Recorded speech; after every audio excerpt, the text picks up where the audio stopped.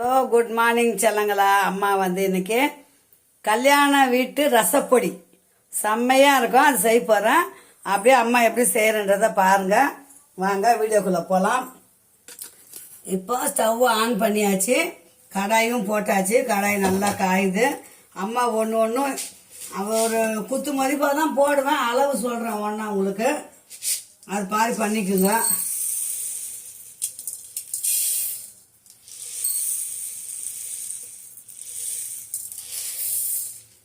ஒரு 50 கிராம் தனியா,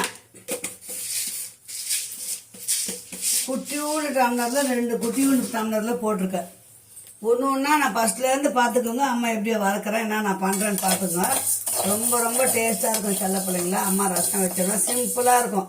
ஒரு 2 தக்காளியை மட்டும் நம்ம நல்லா ஒரு சுடுதண்ணியில் போட்டு கொதிக்க வச்சுட்டு கரைச்சிட்டு, கொத்தமல்லி அதை கிள்ளி போட்டு கொஞ்சம் உப்பு போட்டு நம்ம நல்லா பிசைஞ்சு கரைச்சி வச்சுட்டு, ஒரு கடுகு, எண்ணெய், கடுகு, 2 காஞ்ச மிளகாய் கிள்ளி போட்டு இந்த ரசத்தை எடுத்து இந்த புளிய கரைசல ஊற்றிட்டோம்னு வச்சுங்க.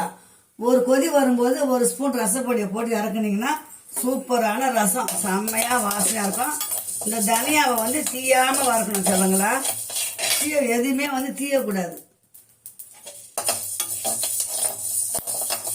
இப்போ அது பாருங்க, லேசா நல்லா இதுவாகிடுச்சு. ரொம்ப தீயாம தான் வறுத்துருக்குறேன் அம்மா.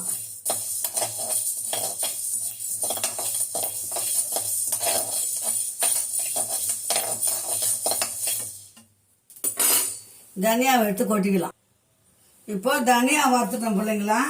தனியா வந்து ஒரு சின்ன டம்ளர்ல, குட்டி டம்ளர்ல அது பாருங்க 2 போட்டிருக்கேன் இதுல. இப்போ இதுல வந்து துவரம் பருப்பு,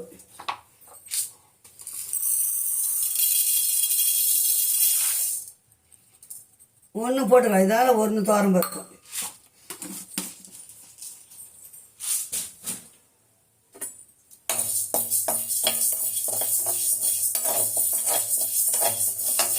ஃபர்ஸ்ட் தனியா மட்டும் தான் வச்சிருக்கிறேன் அம்மா.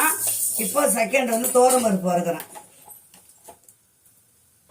கருவேப்பிலை வந்து உங்ககிட்ட பச்சை கருவேப்பிலை வந்து அலசிட்டு நல்லா தண்ணி ஒதுரிட்டு வெறும் கடாயில போட்டு வறுத்தீங்கனால அது வந்து அப்படியே மறுமொருன்னு ஆயிடும். நான் வந்து கருவேப்பிலை வந்து மிளகாய் தனியா போசுறோம் காய வச்சிருக்கிறேன். அதனால அம்மா என்ன பண்ண போறேன், அந்த காஞ்ச கருவேப்பிலையை அப்படியே போட்டுக்க போறேன்.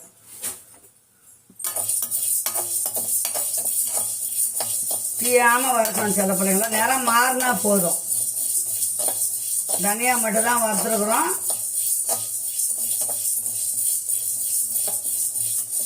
100 கிராம் தனியாவும் கம்மி தான் அது கொஞ்சம். இது வந்து துவரம் பருப்பு எல்லாம் அந்த கிளாஸ் தான், 2 கிளாஸ், இது 1 கிளாஸ் போட்டிருக்கேன். துவரம் பருப்பை வறுத்துட்டு அடுத்தது மிளகு வறுத்துக்க. இந்த பாருங்க, நான் மஞ்சள் வந்து பொடி போடலாம். இந்த கொம்பு மஞ்சள் அது ஒரு 3 கட் பண்ணி வச்சிருக்கிறேன். அதை வந்து அதில் போட்டுக்கலாம் அப்படின்னு. நான் அரைக்கும் போது தூள் போட மறந்துடுவோம். அதனால வீட்டில் இருக்கு நான் போடுறேன். அப்படின்னா நீங்கள் மஞ்சள் பொடியை போடுறதுன்னா ஃபைனலாக ஒரு இது போட்டுக்கோங்க, ஒரு 2 ஸ்பூன் போட்டுக்கோங்க ரசப்பொடி அரைக்கும் போது. நல்லா வாசமாக இருக்கும் மஞ்சள், கறி மஞ்சள் போட்டு அரைச்சோம்னா. இப்போ துவரம் வறுபட்டுச்சு, நம்ம துவரம் எடுத்து கொட்டிக்கலாம். இப்போ இது பாருங்க, மிளகு ஒரு 50 கிராம் மிளகு போட்டிருக்கிறேன்.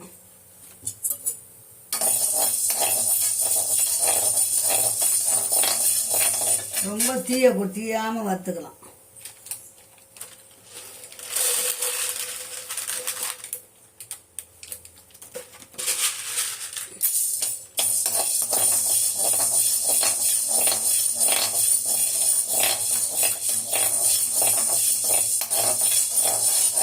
மிளகும் ஜீரகமும் ஈக்குவலா போடுவேன் நான்.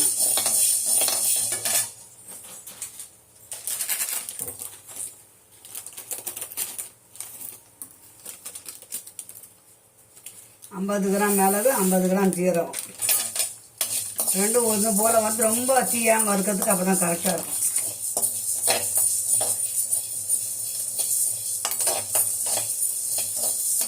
ரொம்ப சிம்பிளுங்க. இதை பண்ணி வச்சுட்டா டக்குன்னு ஒரு தக்காளியை கரைச்சோமா, ஒரு கொட்டை புளியை போட்டு அதை கரைச்சி வச்சோமா, தாளிச்சிட்டு நம்ம 2 பூண்டு நசுக்கி போட்டு தாளிங்க, அவ்வளோதான். ரொம்ப டேஸ்ட்டாக இருக்கும். ரசம் தாளிக்கும் போது எப்பவுமே 2 வெந்தயம் போடுங்க. நான் இதில் வெந்தயம் போட்டோம்னா உங்களுக்கு தாளிக்கும் போது தான் அந்த வாசனை நல்லாயிருக்கும். நான் அதனால இதில் வெந்தயம் போடுறேன். இல்லைன்னா ஒரு 1/4 ஸ்பூன் வெந்தயம் வறுத்து போட்டுக்கலாம். இதிலே ரொம்ப பேர் போட மாட்டாங்க. 1/4 ஸ்பூன் வெந்தயம் வறுத்து போட்டு பாருங்கள், இன்னும் டேஸ்ட்டாக இருக்கும்.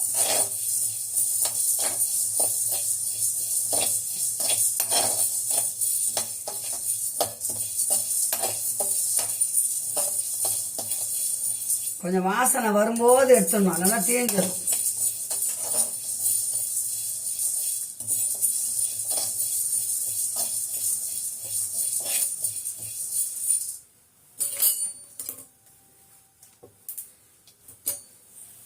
அவ்வளோதான். மிளகு ஜீரகம் வறுப்பட்டுச்சு, நம்ம எடுத்து போட்டு. இப்போ பாருங்கள், நான் நேற்று எண்ணெயில் பெருங்காயம் 2 துண்டு பொரித்து வச்சுட்டேன்.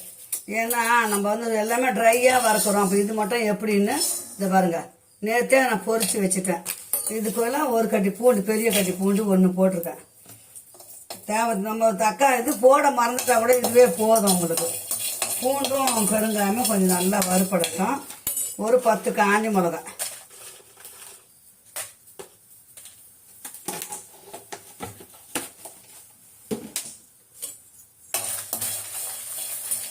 இவ்வளோதான் பிள்ளைங்களா. தனியா, துவரம்பருப்பு, மிளகு, சீரகம், காஞ்ச மிளகாய், பூண்டு, பெருங்காயம்.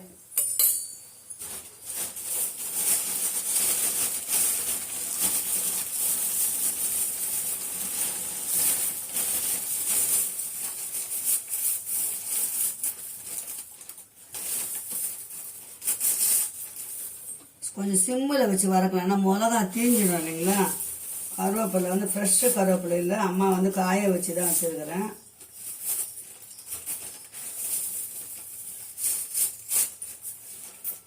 நம்ம கருவேப்பிலை கிடைக்கும் போதெல்லாம் அலசி ஒரு முரத்தில் போட்டு காய வச்சிருவேன். ரசப்பொடிக்கு மிளகாய் தண்ணி அரைக்கும் போது அது கண்டிப்பாக யூஸ் ஆகும்.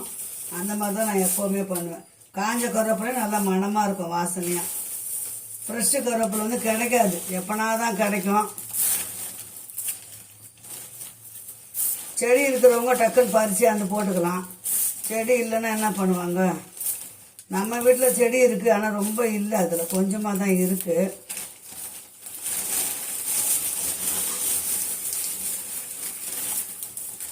இப்போ ஒரு பிடி கருவேப்பிலை போட்டுக்கிறேன் அதில், வாசனைக்காண்டி. நம்ம ஏற்கனவே நல்லா காஞ்சிச்சு, அதனால் ரொம்ப வறுபட தேவையில்லை. அவ்வளோதான் பிள்ளைங்களா. கொஞ்சம் சூடு ஏறினா போதும், அவ்வளோதான். பெருங்காயம் எண்ணெயில் பொரித்து வச்சுட்டேன். அது கூட ஒரு கட்டி பூண்டு போட்டுக்கிறேன், ஒரு 10 வரமிளகாய் போட்டுக்கிறேன், ஒரு பிடி கருவேப்பிலை போட்டுக்கிறேன். காம்பெல்லாம் எடுத்துடலாம், ஒன்றும் ஆகாது, இருந்தாலும் எடுத்துடலாம்.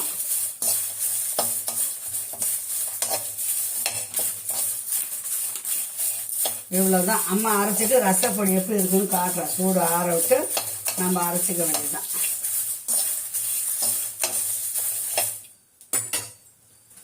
இப்போ பாருங்கள், அது பார்த்தீங்களா, தனியா, துவரம்பருப்பு, அதிலே கொம்பு மஞ்சள் போட்டிருக்க 2, மிளகு, ஜீரகம். இப்போ இதை எடுத்து இதிலே போட்டுக்கலாம். அடுப்பு ஆஃப் பண்ணிவிட்டேன். சூடு நல்லா ஆறட்டும். ஆறுனப்போ நம்ம அரைச்சிக்கலாம்.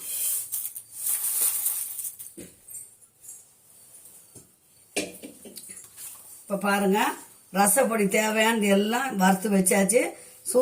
சூடு ஆறின பிறகு நம்ம மிக்சியில் போட்டு அரைச்சிட்டு அம்மா ரசப்பொடி காட்டுறோம். இப்போ பாருங்கள் பிள்ளைங்களா, ஈரம் இருக்கக்கூடாது ஜாரில். அதில் நம்ம இதெல்லாம் போட்டுக்கலாம். கொஞ்சம் கொஞ்சமாக அரைச்சிட்டு கூட நம்ம மொத்தமாக கலந்துக்கலாம். இப்போ போய் கொஞ்சம் போட்டு அம்மா போய் அரைச்சிட்டு வந்துடுறோம். இப்போ பாருங்கள் பிள்ளைங்களா, பாதி தான் அரைச்சிருக்கிறேன். கொஞ்சம் ரொம்ப மையாக இருக்க போனால் கொஞ்சம் நைஸு குறப்பாகுது லேசாக. இதை நம்ம ஒரு இதில் கொட்டிக்கலாம்.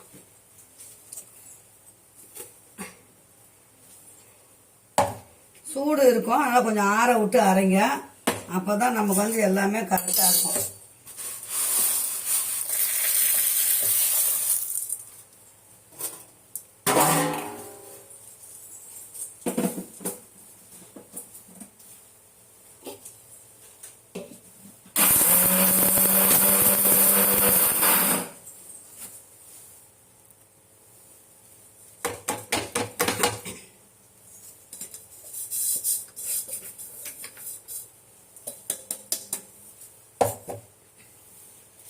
அவ்வளோதான் பிள்ளைங்களா.